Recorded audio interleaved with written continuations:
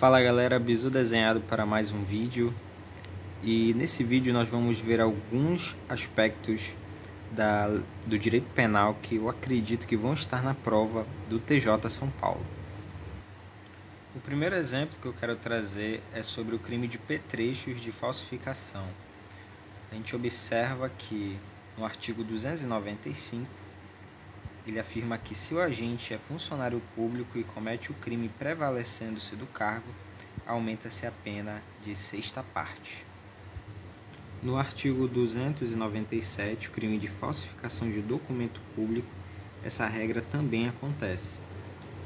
Então, se o agente é funcionário público e comete o crime prevalecendo-se do cargo, aumenta-se a pena de sexta parte.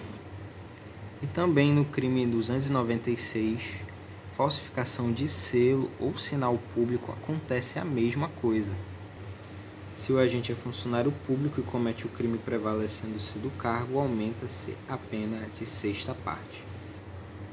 O crime de falsidade ideológica, que é aquele em que tem como verbo omitir em documento público ou particular a declaração que dele devia constar, ou nele inserir, ou fazer inserir declaração falsa ou diversa da que devia ser escrita, nele também nós encontramos essa observação.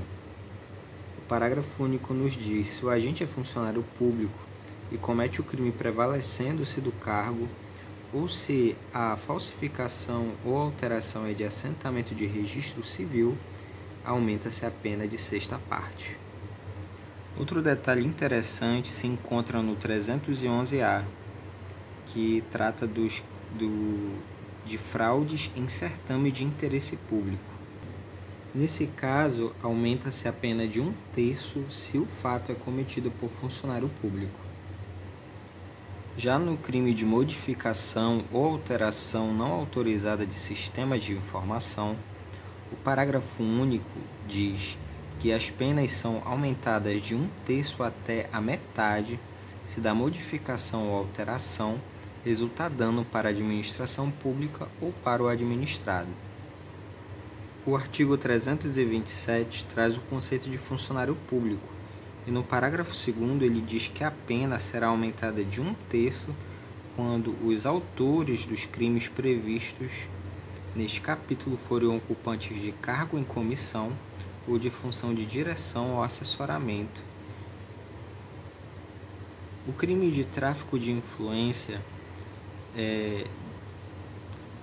traz os verbos solicitar, exigir, cobrar ou obter para si ou para outrem, a fim de influir em ato praticado por funcionário público no exercício da função. Então, o tráfico de influência diz que a pena é aumentada da metade se o agente alega ou insinua que a vantagem é também destinada ao funcionário.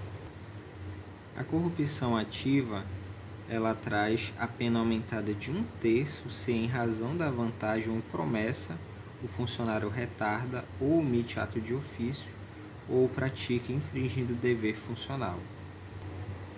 O crime de denunciação caluniosa tem uns detalhes bem interessantes.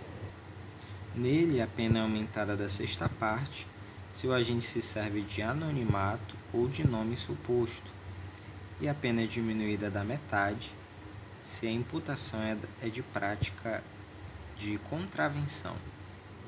O crime de falso testemunho ou falsa perícia também é muito interessante. Vamos ver os detalhes dele.